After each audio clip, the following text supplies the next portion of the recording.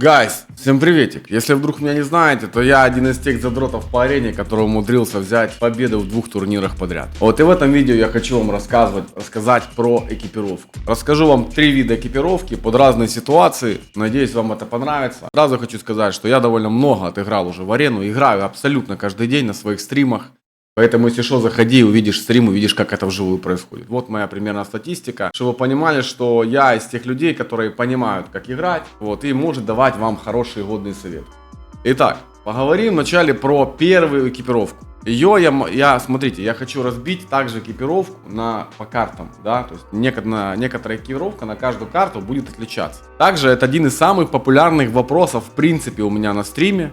Павел, подскажи, чем мне пойти? Вот, и я сейчас все вам подробно расскажу. Уверен, вам этот видос понравится, поэтому заранее, плиз, прожми лайк за мои старания, за мое объяснение и за дальнейшее улучшение финансового состояния твоего. Погнали, давайте сразу поговорим про, на мой взгляд, самый лучший сетап, который я для себя открыл, который самый прям рабочий, самый четкий, самый прыткий, самый дерзкий, да? Давай вначале начнем с него. Итак, погнали. Смотрите, если вы очень сильно просыраете по деньгам, у вас очень плохое состояние, вы хотите подняться денежно, чтобы у вас какие-то деньги появились, чтобы вы начали как-то более-менее себя вменяемо чувствовать. Ребят, этот сетап именно для этих людей. Я попробовал разные сетапы. Считаю этот сетап самым лучшим, самым рабочим. Смотрите, что вы берете?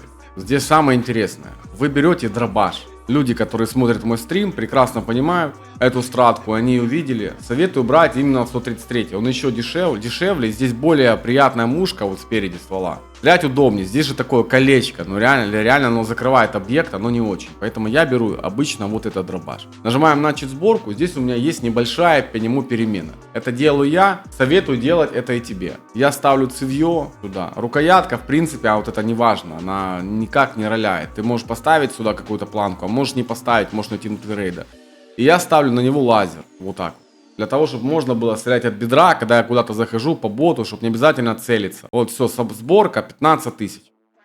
Все, вот у меня дробаш, за 15 косарей отправляется мне сюда в основное оружие. Рукоятку ты в рейде найдешь, но лазер прям очень сильно помогает выбивать ботов, пушить мотель условно. Смотри, что дальше мы берем? Дальше интересно. Дальше мы берем одни наушники. Сегодня самый дешевый я рекомендую брать. Здесь не запариваться. То есть у тебя сейчас 100% звук, ты их поставил, получил 120. Теперь на 20% ты лучше слышишь. В принципе, это вся экипировка, которую я рекомендую, когда вы реально просрались или вы просто хотите фармить. Ну вот хотите, чтобы у вас было до хрена денег. Вот это одна из самых лучших выборок. Вы сейчас спросите, Паха, а что не брони, что сумки нет? Смотрите, сумку ты тоже можешь взять, но я обычно под эту стратку не беру. Я могу одеть еще вот такой лифчик, вот здесь 8-слотовый. Он прям дешевый очень, стоит в районе 3000. То есть просто для того, чтобы положить, если у вас под сумкой нет начальные медикаменты. Сумка, бронежилет, каска, эти предметы спавнятся постоянно на ботах. Соответственно, эти три слота идут для лутания. Ты кого-то убил, бронь себе перетянул. Нашел лучше, перетянул лучше. Нашел шлем, взял шлем. То есть эти три слота у тебя для того, чтобы ты хоботился, лутался и зарабатывал. Далее, ты берешь по этому варианту 2 вида патронов. 2 вида патронов, которые я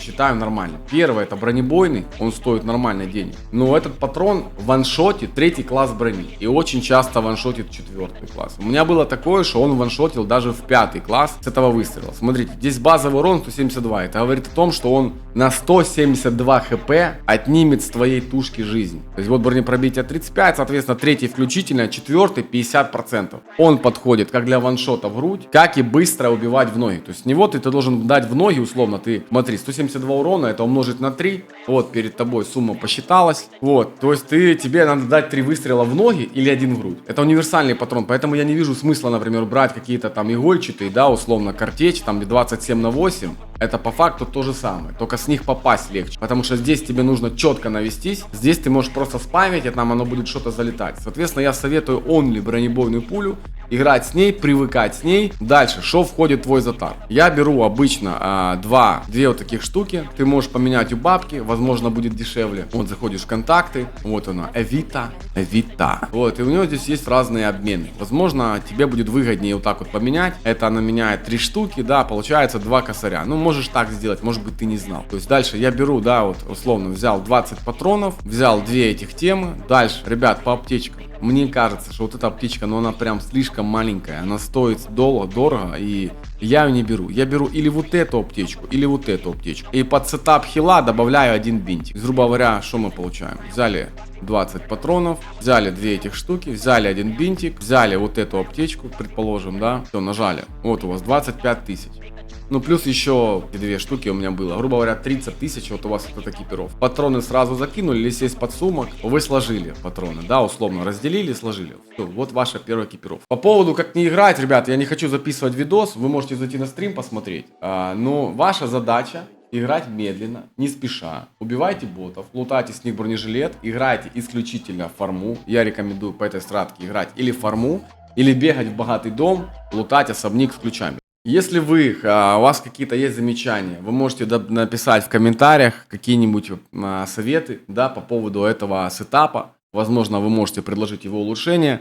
Пишите в комментариях, я почитаю, все почитают, вы наверняка кому-то поможете. Смотрите, речь уже пойдет про карту Арсенал. Предположим, вы подняли уже бабок по первой стратке, у вас уже есть деньги, есть финансы, вы более-менее заряжены, вы хотите пойти зарубиться и дать кому-то защит. Я говорю конкретно про Арсенал, потому что на данный момент это единственная карта, на данный момент в арене, где ты конкретно можешь зарубиться, можешь кайфануть, и там, где победить сильнейший. По экипировке. Ты не можешь выбирать 4 класс брони. Ты выбираешь исключительно 5. Лучшая 5 броня это вот эта. Самурай. Тут хороший материал, она хорошо чинится, 70 прочки, нормальные штрафы, но самое главное, в ней есть защита нижнего части живота. Видите, здесь есть такая юбка. Вот я ее одеваю, вот у меня появляется защита паховой области. Зачем она нужна? Потому что на Арсенале 60% типов, которые стреляют по ногам. И обычно они начинают стрелять с паховой зоны, потому что здесь самый большой хитбокс. Соответственно, вот эта часть, это верх живота и низ живота у тебя полностью закрыты в этой броне. Рипы, вот эти все мясные патроны или слабые патроны, по 5 классу снимает у нее 1 прочки. То есть, соответственно, эта броня тебя в состоянии тебе помочь, когда по тебе открываются именно сайга, дробаш, МП5, МПХ, там калаш на мясных, там очень большое количество патронов именно мясных. Поэтому выбор этой брони это лучший выбор, если ты прям не планируешь идти прям, знаешь, на все бабки, а вот пытаешься выбрать максимально хорошую экипировку по твоим деньгам, по твоему состоянию условно, да, то есть это прям топ за свои бабки. По поводу шлема. Здесь есть очень такой спорный момент. Почти все берут алтыны. Вот у меня куча их здесь. Это все трофейные шлемы. Я их не покупаю, не использую.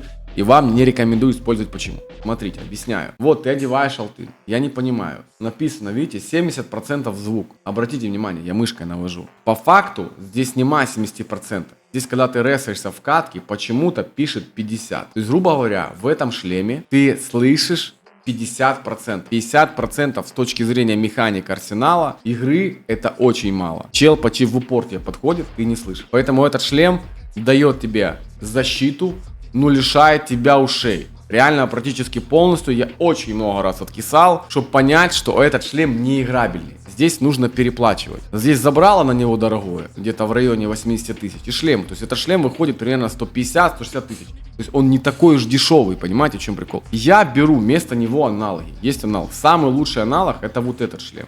Его можно взять за 250 косарей. Он на 100 дороже. В вот этом шлеме внутри рейда у тебя будет 80. То есть ты на 30% лучше слышишь. Это прям очень много. Это нереально роляет. Ты будешь слышать каждую крысу. Поэтому не удивляйся, что ты играешь, тебя убивают челы, которых ты не услышал. Это просто потому, что ты не понимаешь, какой тебе нужно использовать шлем. Смотрите, дальше. По поводу разгрузки. Самая лучшая разгрузка на данный момент. Это охотник. Она лутается очень часто у типов, у бота в арсенале. Соответственно, ценник за нее более-менее лояльный. Чем она классная? В ней есть слот на 4. Туда вы ставите постоянно вот эту аптечку. Почему это плюс за нее? Вот, она стоит 16 тысяч, видите? Вот, например, вот эта беленькая стоит такую же сумму. Но это 22 сейчас подорожала. Она имеет 1000 прочки. Она может хилить за один раз 2 конечности. Она очень быстро помогает тебе выхилиться. Часто в бою, когда ты попадаешься против групп, тебе надо мега быстро поднимать свое хп. Иначе ты просто умираешь за 0,01 секунду. Соответственно, используйте эту аптечку. Вот, она вам будет продлевать очень сильно жизнь. Эта разгрузка используется именно под нее. Дальше, по поводу сумки, ребят. Сумку я рекомендую брать, и мы идем с кайфом, да, вот прям убивать, побеждать. Соответственно, хотим более-менее сэкономить на экипировке. По поводу рюкзаков, ребята, все вот эти рюкзаки на бартер есть. Видите, он стоит 43 тысячи, и там за 30 тысяч его условно поменял, да. Просто берете любой из этих рюкзаков, который более-менее вменяемый по бартеру. Типа особой разницы между ними нет. Они все 28-32 слота. Я люблю вот этот, он такой более вместительный. Соответственно, я буду вам советовать исключительно из моих предпочтений. Что для меня важно? Высокая эргономика, магазин на 60, приемлемая скорострельность и самое главное, дешевый топовый патрон. На данный момент для меня лучшая пушка является РПК. Вот, я вам покажу, как я его собираю. Вот у нас, кстати, легкий пулемет. Вот моя сборка. Можете сохранить, записать. По поводу вариантов смена, можете поменять здесь, поменять вместо глушителя дульный тормоз и можете поменять вот эту рукоятку. Она у вас выйдет дешевле. Опять же, глушитель для того, чтобы не было вспышки, это больше подходит под оптику. Поэтому для вас, вот, да, если бы я был бы вами, я думаю, в принципе, средний игрок будет собирать. Я люблю ПК, я ставлю ПК. Вот, мы меняем рукоятку эту, потому что это дорогая. Сейчас топ или вот это, или вот это. Все, вы собрали топовые РПК, ребят, за вообще адекватную сумму, понимаете? Самое главное, почему РПК, ребят, это потому что на РПК есть патрон, называется БС. Это единственный доступный в своем роде тир 5 патрон.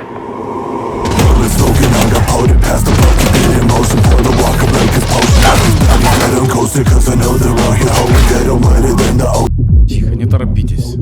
Всем хватит. По поводу экипировки мы берем по-любому АП, таблетки. Я беру еще 2 быстрых одноразки. Я по-любому беру минимум 3 граната, 2 пробивных. Я беру only БСки. Еще вот у меня 1 магазин. 60 патронов идут трусы. СТО у меня идет в сумке. Вот примерно так выглядит экипировка. Это реально, я считаю, лучшая экипировка, цена-качество на данный момент варенья. Итак, ребят, экипировка номер 3 удивит абсолютно любого. Она универсальная, она подходит как для саппинга, так и для рашера. У вас будет мега мощная пушка, которая стоит копейки, которая в состоянии убить любого, любой дистанции, но это не мощно. Смотрите, есть у нас основное оружие, для многих будет шок-контент, ребят, это у нас карабин. Я вам просто покажу на примере этой пушки. Вот я беру, сюда нужно повесить дульник, потому что мы с нее будем стрелять бам-бам-бам условно. Во-первых, ценник у нее очень маленький. Ставится сюда одна приблуда. В принципе, можно поставить магазин на 10. Меня он устраивает. Вот, ставим сюда оптику. Я, например, играю оптика или коллиматор, неважно. Вы можете поставить даже маленький коллиматор. Фишка этой пушки в другом. Пушка обладает очень сильным патроном. С нее вы можете заспамить. Вот, сюда идут, видите, БПЗ, М62. Грубо говоря, берете ее, она стоит 2 копейки. Выходите чипу на лицу, 2-3 раза тапаете, он рассыпается. Ваша задача просто выйти на 100 косарей в катку. Вы сразу оцените, да, вот, например, я беру бронежилет, там, 4 класс, ну, с юбкой, да, условно, который закрывает паховую область. Так, вы его взяли, вот он, 59 косарей купили, да, поставили. Все, вот у вас уже сотка, вы канаете. Берете, например, одни наушники, то и вот таким образом вы можете выходить просто и убивать фулок. Вот у вас катка за 100, просто вышли, заспамили. По экипировке, опять же, я постоянно топлю за охотничий бронежилет, потому что аптечка очень доступна. Поэтому у вас охотничий бронежилет, условно 2 анальгина, много брать не надо. По экономии вы можете держать магазины, понятно, патроны здесь в разгрузке. И таким образом просто стелить людей. Господа, я надеюсь, тебе понравились эти 3 сборки. Ты, если что там не согласен, ты можешь написать свой комментарий, обязательно он кому-то поможет. Конечно, поставь лайк этому видео, заходи ко мне на YouTube канал. Всем спасибо, кто смотрел, всем спасибо, кто зашел. Всем пока.